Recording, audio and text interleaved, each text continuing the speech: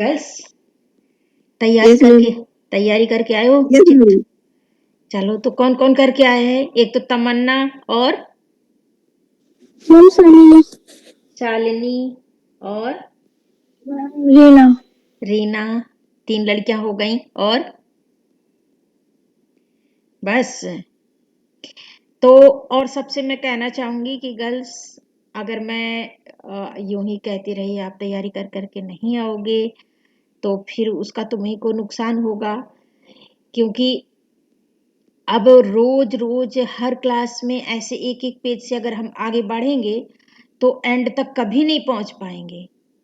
तो इसलिए आप लोग अलग अलग चैप्टर की तैयारी करके आओ अपने अपने हिसाब से, जिसको जो चैप्टर लगे कि मैं इसके बारे में बात करूंगी, क्योंकि अब मैं रीडिंग काफी करा चुकी हूँ।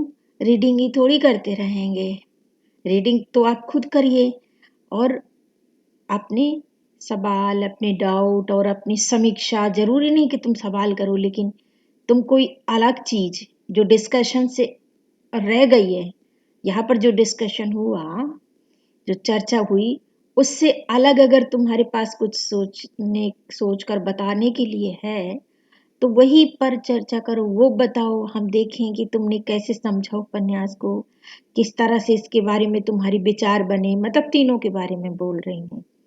तो कुछ ना कुछ चर्चा करो, नहीं तो ये उपन्यास तो फिर तुम्हारे लिए सिर्फ कथा मात्र बनकर रह जाएगा। आलोचना की दृष्टि विकसित नहीं हो पाएगी। जो लड़कियां आलोचना के ढंग से, समीक्षा के ढंग से इसको नहीं समझेंगी। चलिए, तो बताइए सबसे पहले अपने क्वेश्चन रखो। कौन रखेगा? तमन्ना, तुम ही रखो। Yes ma'am. मैम बहुत सारे ऐसे वर्ड है ना जो समझ में नहीं आ रहे जी उसका मतलब क्या है, हाँ जैसे हाँ हाँ। स्तूरी है। कस्तूरी। स्त्री आधा स है मैम। अच्छा, स्त्री। नहीं मैम स्त्री, हाँ यस मैम। तो वो मतलब स्त्री अंधकार है तो उसका मतलब यहाँ पर क्या हाँ है? तो वही मैं पूरा स्त्री है, जो लाइन। स्त्री अंधकार औरत थी Me तो। teaching time camera or button admit yes ma'am. तो but Kashika और उसके बाद में आलोकमय है, उसका मतलब क्या है प्रकाश मैम? में आलोक होता है, प्रकाश। Okay ma'am. आलोक वैसे होता है, देखो, आलोक का मतलब प्रकाश भी होता है और वो भी होता है जैसे बहुत ही अलौकिक लगे ना कुछ, पर मेन प्रकाश से ही आता है। आलोकमय, प्रकाशमय मतलब। Yes ma'am. हाँ इस लाइन का थोड़ा मतलब भी समझा दीजिए। हाँ मैम ज्ञान के आलोकमय संसार में स्त्री का कोई स्थान नहीं। हाँ, वही अब तो। इसमें। ज्ञान को भी प्रकाश कहा गया है ना। तो यस मैम। आलोकमय ज्ञान के प्रकाश में स्त्री का कोई स्थान नहीं है। अब ये किसकी भाषा है? उन पुरुष, दंभी पुरुषों की, जो स्त्री को तिरस्कृत किए किए भाग रहे हैं अपने आप की इंद्रियों को दमित करते हुए, कि किसी न किसी तरह से अपने आप को दमित कर रहे हैं, अपने खान पान में तरह तरह के कंट्रोल करके, स्त्रियों के साये से दूर जाके, जंगलों में बैठ के, मतलब खुद स्त्रियों से भागे फिर रहे हैं और फिर कह रहे हैं कि स्त्री जो है ना, वो ज्ञान के प्रकाश में उसका कोई स्थान नहीं है। स्त्री आएगी तो तुरंत अंधकार हो जाएगा, मतलब खुद पे तो कंट्रोल है नहीं, नियंत्रण है नहीं। जैसे स्त्री सामने आएगी कि तुरंत अंदर से शरीर उनका फड़फड़ाने लगता है और डामाडोल होने लगता है, स्त्री को लिपट जाने के लिए, चूम लेने के लिए, उसको सब कुछ मतलब जो कुछ उसको भोगने के लेने के लिए तुरंत उनका नियंत्रण होता है। तो अपनी शरीर पर, अपनी इच्छाओं पर नियंत्रण नहीं है, लेकिन दोष किसको दे रहे हैं? स्त्री को। हाँ। और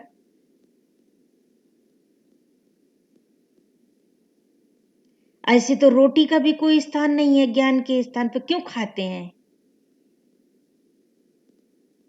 ना खाएं, कहेंगे कि हम रोटी नहीं खाते हैं, हम तो वन में रहते हैं तो फल फूल खाते हैं। कुछ तो खाते हो।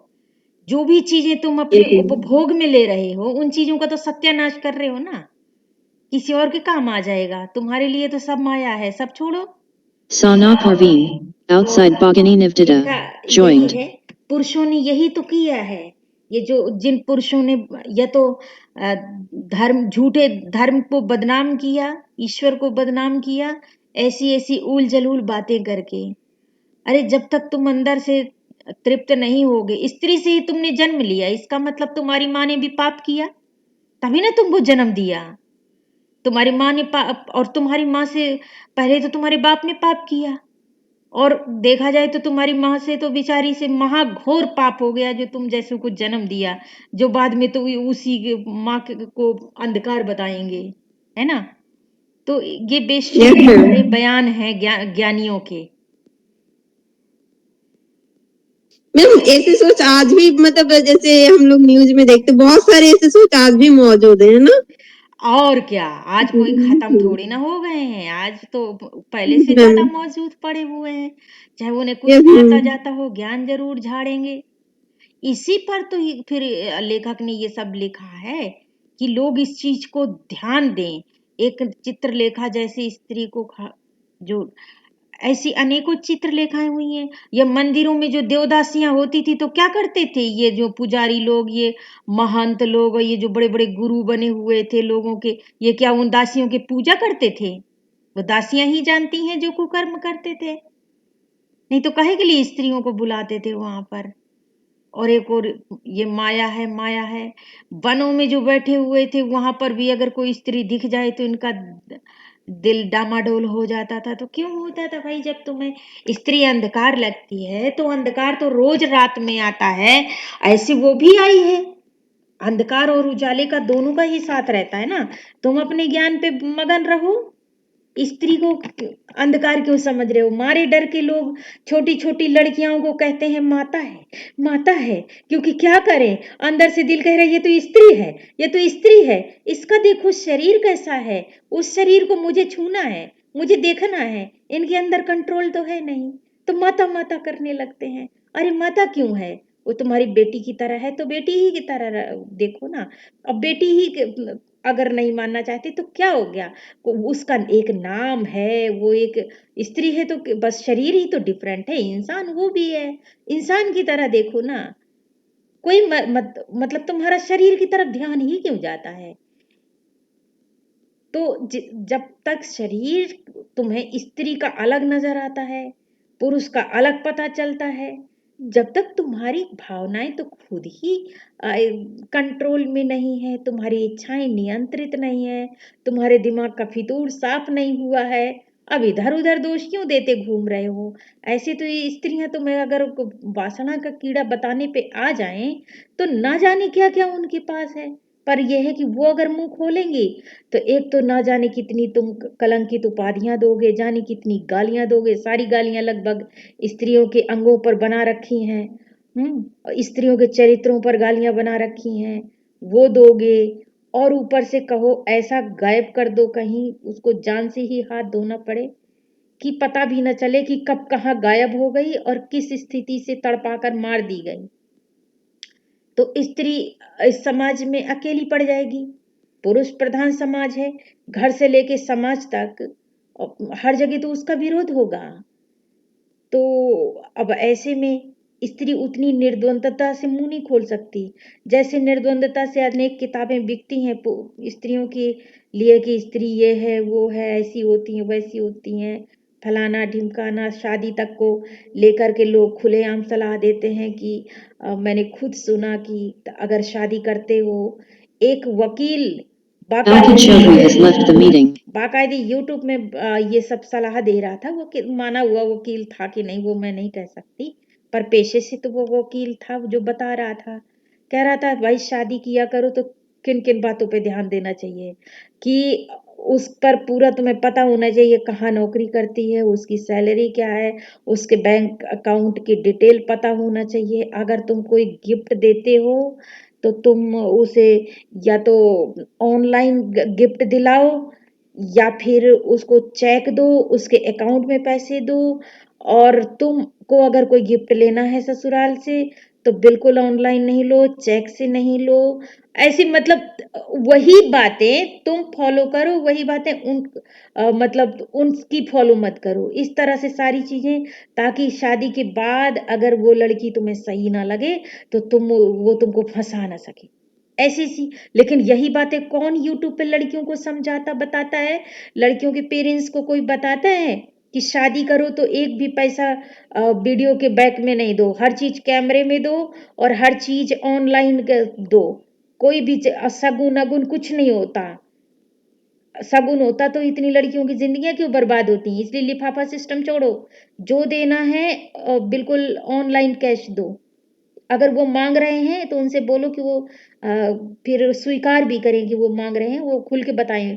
तो कोई नहीं बताएगा, लड़की कवारी बैठी रहेगी, क्योंकि सारे पेरेंट्स एक हो ही नहीं सकते। हर घर में ये चीज चालू हो ही नहीं सकती। अगर हर घर में चालू हो जाएगी तो तुम बताओ मांगने वाला कौन बचेगा? क्योंकि लगभग तो हर घर में लड़का लड़की तो होते ही है ना। किसी किसी घर में होता है कि लड़का ही भरो है या लड़की भर है।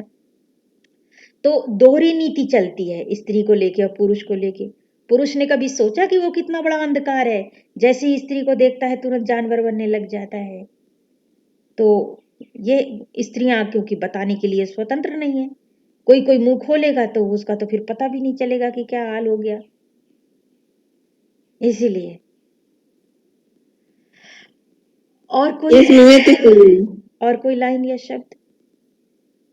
और ऐसा नहीं है कि ये सब सिर्फ हिंदू धर्म में है, थोड़ा बहुत अंतर हो सकता है, लेकिन यस मैम, हमारे धर्म में भी है। हाँ, वो कहते हैं कि खेती हैं स्त्रियां तो जैसे चाहो उनको इस्तेमाल करो, वो तो हमारी फसल है। अरे भैया, तुमसे कहाँ फसल उगलती है? तुम सिर्फ बीज ही तो डालते हो। अगर धरती बंजर हो तो बीज कैसे आ जाएगा पुष्पित होकर के? और इवनली कि जब जमीन में बीज डलता है तो उसको तो किसान खून पसीना करता है साथ में, और आदमी की तो मर्जी है खून पसीना करे, कोई छोड़ के भाग खड़ा हो। तो कहां से तुमने कितना बीज को वो कर दिया? आदमी तो किसान के बराबर भी तो, मतलब जो धरती का बीज होता है उसमें तो उसको परवाह रहती है कि अगर इसको नहीं सींचेंगे, नहीं कुछ करेंगे तो फिर क्या खाएंगे, तो भूखों मरने की नौबत ना आ जाए, तो इसलिए करता है। लेकिन स्त्री को तो जब मन वो छोड़ देता है, जब मर्जी उसको इतनी सारी अपॉर्चुनिटी कहीं ना कहीं। और कानून तो खूब बने हैं, कानून कागजों में जितने बने हैं उतनी अच्छे से जमीन पे भूमिका नहीं निभाती है कानूनों की। और कुछ इस उपन्यास से संबंधित?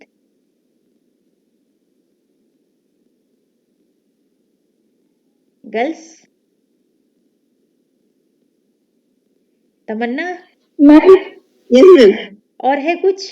नहीं मैम, आज के लिए बस इतना ही। मैंने जो पढ़ा तो मुझे वही दो सब थोड़ा ही लगा। ठीक है। हाँ, और कौन बोल रहा था अभी? रीना? Yes ma'am. हाँ रीना। मैम, परिचारिका का मतलब? परिचारिका मतलब दासी, जो सेवा करने वाली स्त्रियां हैं, जैसे बीज गुप्त के यहाँ है।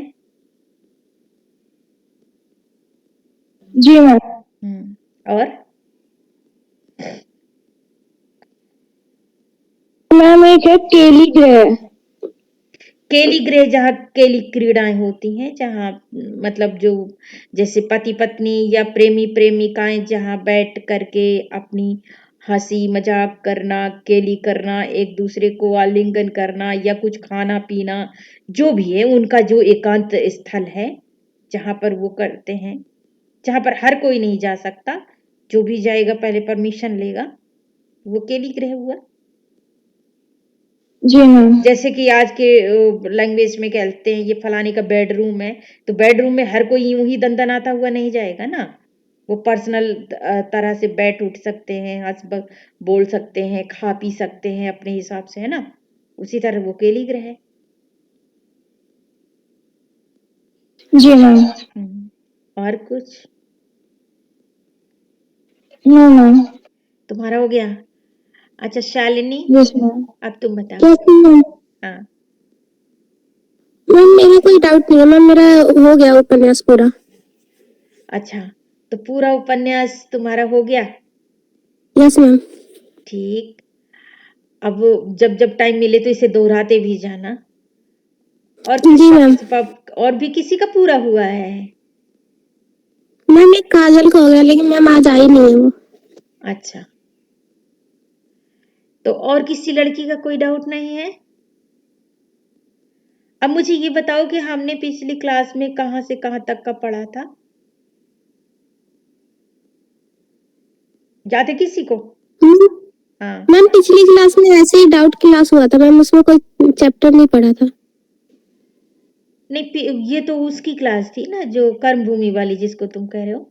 चित्रलेखा में तो शायद पढ़ा था, मुझे याद आ रहा है। नहीं पढ़ा था? नहीं नो मैम, मैम, कर्म मैम करम भूमि भूमि में में पढ़ा था। पढ़ा था। क्या कह रहे हो? मैम करम भूमि में पढ़ा था, ये नहीं पढ़ा था।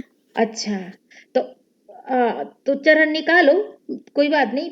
और इससे यस पीछे मैम। पढ़ा होगा, थोड़ा निकालो कौन कौन से चैप्टर हमने यहाँ रीड करे थे, तो फिर हम देख लें कि उसके आगे हमें करना चाहिए, क्योंकि बीच बीच में ऐसे तो करते ही रहेंगे, भले हम कंटिन्यू में ना करें।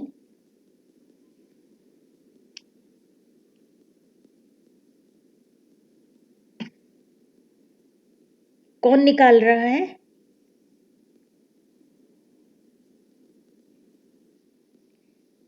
गर्ल्स, रीना, शालिनी, तमन्ना, कौन निकाल रहे हैं? तुम लोग तो बोलना ही बंद कर देते हो, लगता है मैं अकेले बोलती नहीं रहूंगी। मैम, देख रहे हैं। तो तुम रिस्पॉन्स तो करो कि देख रहे हैं। मैम वो हट गया था इसलिए।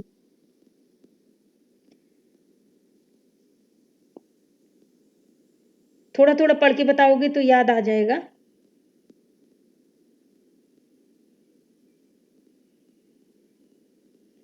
इधर बीज गुप्त के पास शायद हमने पढ़ा था ना, जब इसको लेके आते हैं श्वेतांक को, या उधर तक भी पढ़ लिया था, जो कुमारगिरी के पास इसको लेके जाते हैं विशाल देव को। ऐसे कहीं तक पढ़ा तो था, मुझे भी ध्यान नहीं आ रहा। तुम लोग अब हार्ड कॉपी हो तो मार्क भी कर सकते हो। रीना, तुम्हारे पास है ना हार्ड कॉपी? Yes ma'am. तुमने मार्क किया है? मैम ये स्टार्ट नहीं करा था हमने, तो आपका बंटी और कर्म भूमि पढ़ा था। नहीं, स्टार्ट तो हमने किया था, पर मुझे ये ध्यान नहीं आ रहा कि हमने कितना किया था। बिल्कुल नहीं स्टार्ट किया था ऐसा तो नहीं है। कर्म भूमि वाले स्टार्ट नहीं। उस समय किसी के पास था नहीं शायद, जब हमने स्टार्ट किया था, मतलब हार्ड कॉपी नहीं आई होगी, इसलिए तुम मार्क नहीं कर पाए होंगे। तो कोई बात नहीं, शुरू से खोलो। रीना, तुम्हारे पास उपन्यास सामने है तुम्हारे? जी मैम। अच्छा, तो जरा निकालो, थोड़ा थोड़ा देखते हैं हमने किस किस चीज पर चर्चा कर ली है। तो वो छोड़ते जाएंगे जैसे जैसे तुम कहते जाओगे क्लियर है, लेकिन थोड़ा सा देख तो लें। स्टार्ट करो मैम। हाँ, स्टार्ट करो। कहाँ से स्टार्ट हो रहा है, किस तरह से? सीधा कहाँ, उपन्यास स्टार्ट हो रहा है या इससे पहले कुछ उपन्यास के बारे में दिया है संपादकीय? नहीं मैम, सीधा स्टार्ट है। अच्छा, वही रत्नांबल से जो दोनों शिष्य जिस तरह से प्रश्न पूछते हैं, मुझे लग रहा है इसे तान्या ने पढ़ा था। यस मैम, वो थोड़ा सा उसने पढ़ा था हाँ, एक वही तो दिन, फर्स्ट डे। हाँ, पढ़ा हुआ तो ध्यान आ रहा है। तो तुम थोड़ा थोड़ा पढ़ोगी तो मैं बताती जाऊंगी कि ये भी छोड़ दो, अगर उसमें से किसी को कुछ पूछना हो तो पूछ लेना। एक तो यह है कि देखो, रत्नांबर से जो पूछा है दोनों ने कि पाप क्या है पुण्य क्या है, ठीक है? तो उन्होंने कहा है कि वो दोनों अलग अलग अपने शिष्यों के पास उनको भेजेंगे। श्वेतांक को बीजगुप्त के पास, जो कि एक सामंत है, और उसके यहाँ सुख सुविधाओं की सारी वस्तुएं हैं, दास दासियां हैं, सब कुछ है। और दूसरे को भेजेंगे वो कुमारगिरी के पास, जो एक जंगल में रहते हैं, और उनका दावा है कि वो पाप और पुण्य के बारे में जानते हैं, और वो उनका मानना है कि वो मुक्ति को प्राप्त हो गए हैं। पाप से वो उन्हें छू भी नहीं गया है, पाप से वो बहुत दूर है और पुण्य को प्राप्त कर चुके हैं, ठीक है? ये भी हमने पढ़ा था। इसके बाद हमने वो भी पढ़ा था जो कि श्वेतांक वहां जब पहुंचता है और रत्नांबर उनका परिचय कराते हैं, साथ में ये भी कहते हैं कि तुम, ये अभी नादान है, अभी इस संसार में इसने का पदार्पण ही हुआ है और तुम इसको क्षमा करना अगर कभी कोई भूल हो जाए तो।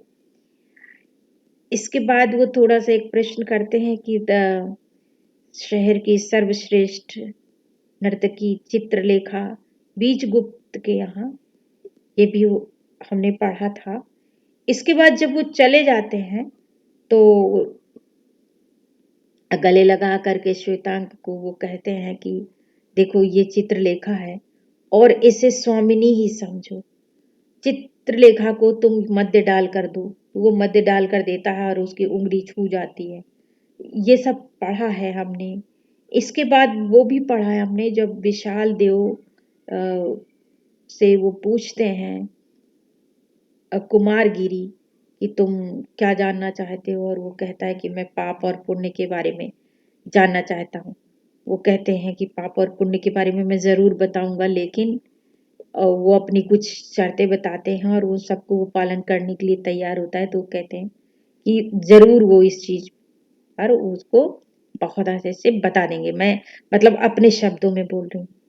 फिर आगे और शायद ध्यान नहीं है कि कहाँ तक पढ़ा था, तो लगभग 2-3 पेज छोड़ के बताओ। ये सब तो हमने पढ़ा था जहां तक मुझे याद है कि वो किस तरह से, और वो पूछता है एक बार बीजगुप्त, क्या प्रश्न था वो, मुझे प्रश्न ध्यान नहीं आ रहा है। तो इस तरह से हमने काफी कुछ बीच बीच में से पढ़ा है। हो सकता है उस समय तुम्हारे पास हार्ड कॉपी नहीं होगी, और तान्या आती थी, तान्या फिर अपना नहीं आ रही है, चाहे उसको कोई परेशानी हो जो भी हो। वैसे तुम लोगों में से किसी की बातचीत होती है उससे, तान्या से? गर्ल्स किसी की बात? अच्छा नो मैम। ओके, तो रीना जरा निकालो तो। जी मैम।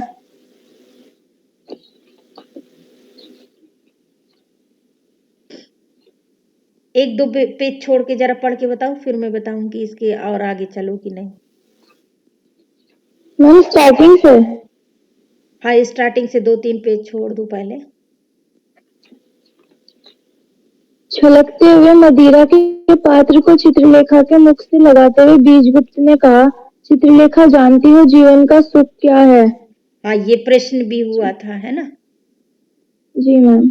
तो ये जीवन का सुख वाला तुम पढ़ दो एक बार, यहीं से हम कंटिन्यू करते हैं, फिर बीच में जहां पैराग्राफ छोड़ना होगा तो छोड़ देंगे। ये सुख वाला में तुम्हारे सवाल भी आए थे, और फिर इसके बाद हमने कहाँ तक पढ़ा था वो ध्यान नहीं है, पर यहीं से कंटिन्यू कर लो तुम।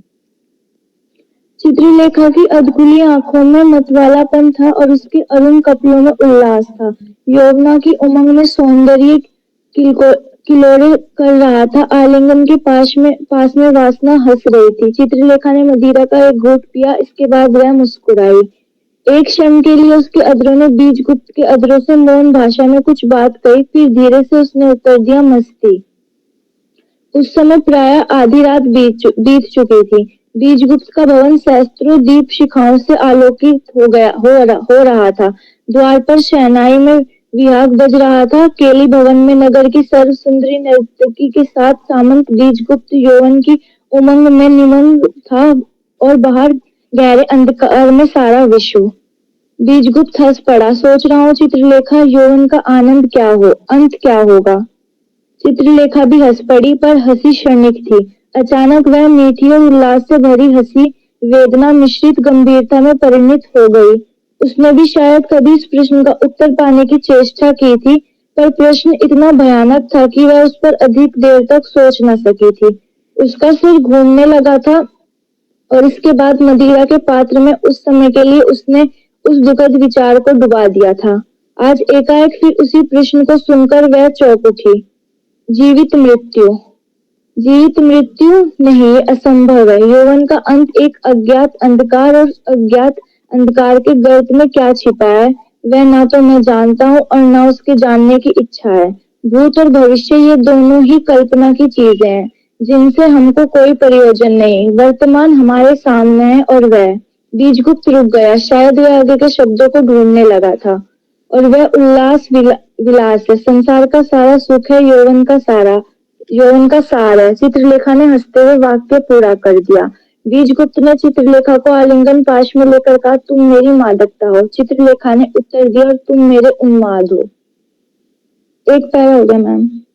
हाँ, अब इस पैराग्राफ को सबने ध्यान से पढ़ा है यस मैम। और इसका मैं पहले भी उत्तर दे चुकी हूँ, क्योंकि जैसा कि अच्छे से मुझे ध्यान है, पहले भी हमने पढ़ा है, इस पर विस्तार से चर्चा की है। तो क्या तुम बताओगे कि जो चित्रलेखा ने इस सवाल का उत्तर दिया कि यौवन का अंत क्या है, कह रही जीवित मृत्यु, है ना? तो जीवित मृत्यु क्यों कहा चित्रलेखा ने? क्योंकि मैम वो विधवा थी ना, तो वो मतलब यौवन और विधवा का कहाँ संबंध है? यौवन की नहीं मैम। बात हो रही है ना, युवावस्था की बात हो रही है ना, विधवावस्था यस की मैम। थोड़ी हो रही है। नहीं मैम, मतलब कुछ भी उन्हें मतलब जैसे कि जीवित रहने के लिए हम लोग मतलब दिया जाता है, वो उसे नहीं दिया गया ना मैम, तो मरने के समान ही है एक मृत्यु से। ये भी ठीक है, लेकिन ये यौवन में ही मरने के समान है, यौवन अवस्था में ही यौवन है, तब भी मृत्यु के समान है अगर यौवन के होते हुए स्त्री को विधवा होना पड़े, क्योंकि अपनी सामाजिक परिस्थितियां तो जो दूसरा साथी चुनना भी मृत्यु के समान ही कर देता है। लेकिन एक ये भी इसका आंसर है कि जब यौवन नहीं होगा तो क्या होगा? वृद्धावस्था, है ना? जब यौवन अंत करेगा, यौवन जाएगा, तो जब वृद्धावस्था आती है तो एक तो शरीर जर्जर हो जाता है, ज्यादा दौड़ भाग काम काज कुछ नहीं हो पाता, संसार के लिए व्यक्ति उपयोगी नहीं रहता। तब लोग उस पर ध्यान देना, उसका आदर करना, उसको पूछना, उससे प्रेम करना, सब कुछ धीरे धीरे कम कर देता है और लोगों की उपेक्षा फिर क्या लगती है? एक जीवित मृत्यु। मृत्यु आई नहीं है, पर मृत्यु के समान दुख प्राप्त होने लगता है। एक तो इसलिए कि शरीर का यौवन तो चला गया, पर यौवन की जो प्यास थी, जो यौवन में एक दूसरे के शरीर को और अधिक भोग लेने की प्यास थी, वो पूरी नहीं हुई। पर शरीर तो अब काम करता नहीं है, तो अब और शरीर को भोगा नहीं जा सकता। एक तो ये मृत्यु के समान लगता है जिसका यौवन जा रहा है, और दूसरी मृत्यु ये आती है सामाजिक और पारिवारिक स्तर पर कि व्यक्ति का महत्व हर रोज घटने लगता है और व्यक्ति एक उपेक्षित फालतू सामान की तरह लोगों को प्रतीत होने लगता है, घर परिवार में, समाज में। फिर वो अकेला पड़ता जाता है और उसको ऐसा लगने लगता है, तुम्हें याद है वो निराला की कविताएं जो अभी हमने पीछे आधुनिक कविता के विषय में पढ़ी थी पिछले सेमेस्टर में? निराला की 2-3 कविताएं थी जो मृत्यु के लगभग निकट पहुंचकर जो उन्होंने लिखी थी, नहीं याद आ रही हैं? किसी को नहीं याद आ रही तो निराला जरा एक बार देखिएगा, इसके भी वीडियो डले हुए हैं, वहां से भी तुम देख सकते हो। थोड़ी आखिरी के वॉल्यूम से देखना शुरू करोगे तो आइडिया हो जाएगा, क्योंकि जो वॉल्यूम बने हैं वो प्रसाद की कविताओं से शुरू हुए हैं। तो ये जीवित मृत्यु ही है, इसका एक आंसर ये भी बनता है। अच्छा, अब इसके बाद क्या पैराग्राफ है?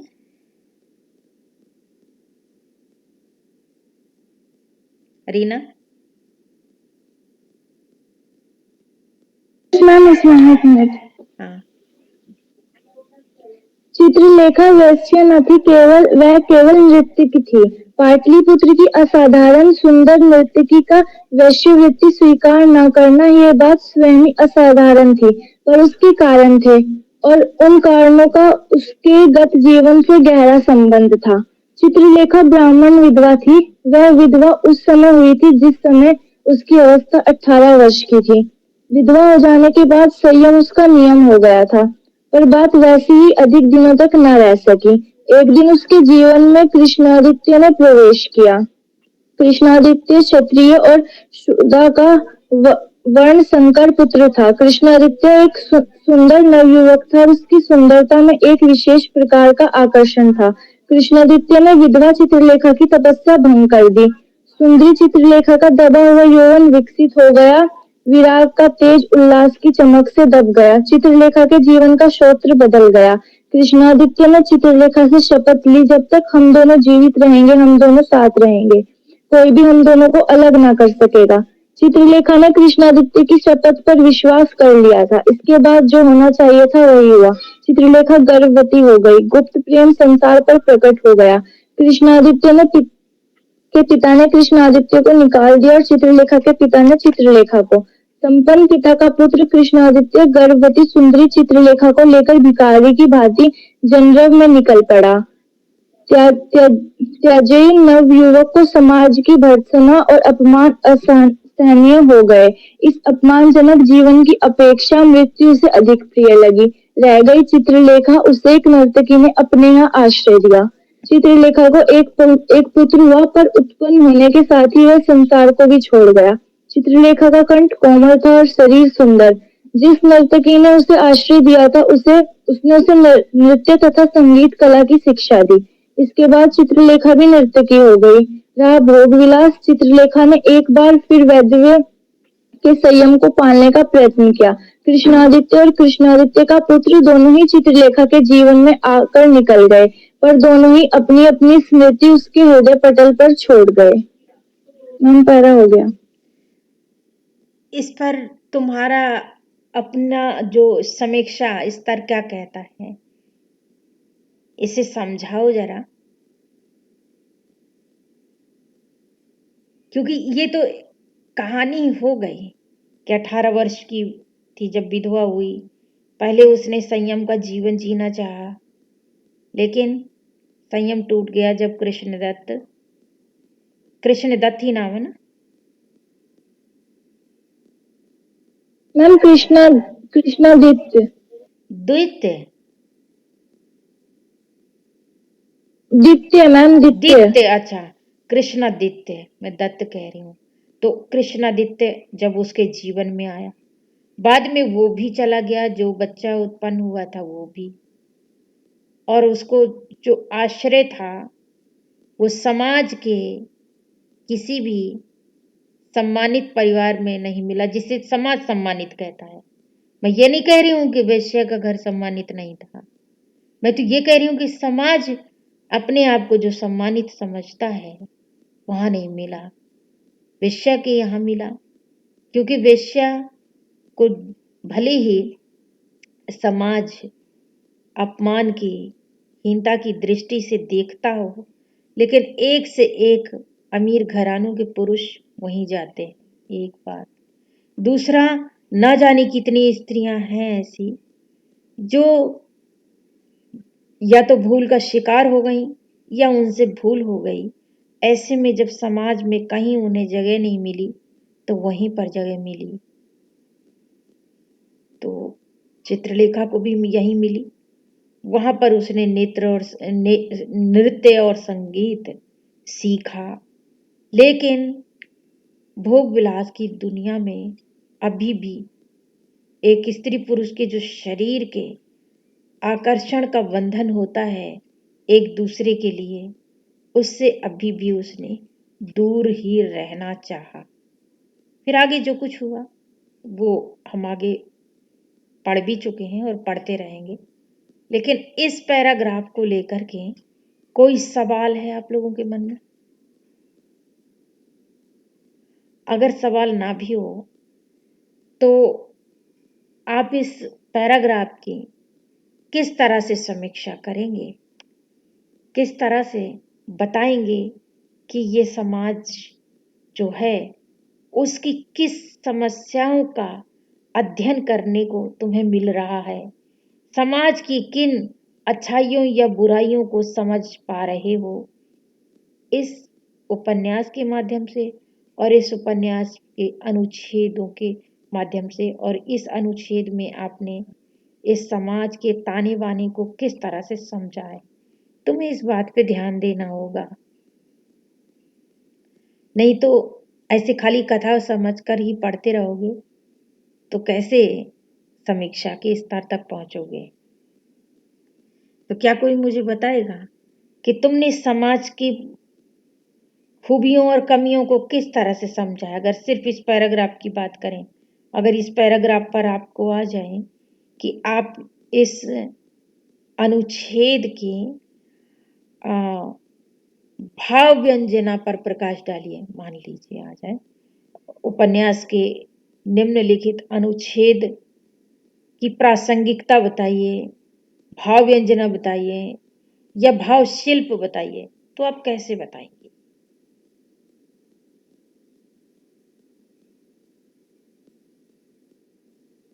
तो गर्ल्स देखो, अभी तक लगभग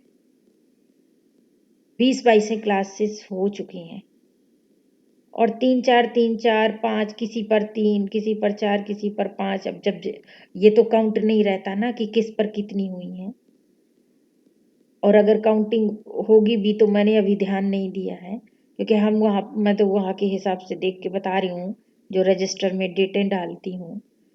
तो हम लगातार इसी समीक्षा पर ही, इसके मूल संवेदना पर, इसमें छुपे हुए समाज और धर्म के ताने बाने पर मैं लगातार बात कर रही हूँ। तो आपको भी इस विषय पर इसी तरह से सोचते हुए अपनी चर्चा को आगे बढ़ाना है, अपनी क्लासों को विस्तृत करना है, उपयोगी करना है। नहीं तो मैं ही बोलती रहूंगी और आप सिर्फ सुनते ही रहेंगे हर बार, तो फिर मजा नहीं आएगा, मेरा भी उत्साह कम हो जाएगा। तो आप अगली बार के लिए चित्रलेखा को इसी तरह से पढ़ के आओ, ठीक है गर्ल्स। और हर लड़की अपने अपने हिसाब से अपने अपने पैराग्राफ मार्क कर ले कि वो किस पैराग्राफ की समीक्षा करेगी।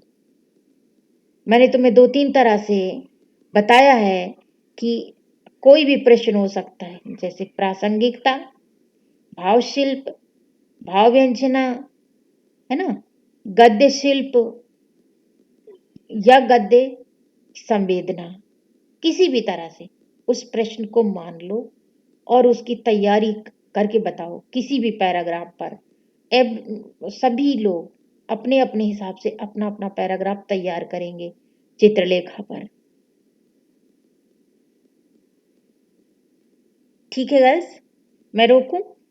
क्योंकि देखो इस तरह से रीडिंग के लिए मेरी मर्जी है, मैं कहीं से थोड़ा बहुत अचानक से तुमसे पढ़वा दूंगी कि इसे पढ़ दो, लेकिन तुम्हें अपने तैयार करके आना है कि तुम उस पर क्या बताने वाले हो। मैं नहीं कहती कि तुम सवाल ही पूछो, पर तुम उसमें समाज के बारे में, धर्म के बारे में, जो स्त्री के समस्या है, अगर स्त्री समस्या के बारे में तुम्हें जो समझ आया है, जिस पैराग्राफ के बारे में तुम कुछ बता सकते हो, अपना अपने पैराग्राफ चुन के आओ, एक दो तीन जो भी तैयार कर सकते हो, और तुम फिर उस पर अपने विचार दो, मैं अपने विचार दूंगी, ठीक है। अगली बार करके आओगे सब लोग अपना अपना पैराग्राफ? Yes ma'am. ठीक है, तो फिर आज के लिए इतना ही रहने दो। अटेंडेंस ले लूं फिर मैं? Yes ma'am. ठीक है, नेक्स्ट टाइम अच्छी से तैयारी करके आओ। Exit ma'am, NVDA. वर्ण संकर पुत्र का मतलब क्या होता है? वर्ण संकर होता है गर्ल्स जब माता और पिता एक ही जाति के नहीं होते ना, तो लोग वर्ण संकर कहते हैं उन बच्चों को। अब ये चित्रलेखा का भी बच्चा अगर जीवित होता, बड़ा हो जाता ना, तो उसे भी वर्ण संकर कहते। ठीक है, जब अलग अलग व्यक्ति के माता पिता होते हैं तो उसे ब्रह्म शंकर कहते हैं। Opt to 6.1.1 left parent 64 dash bit alt F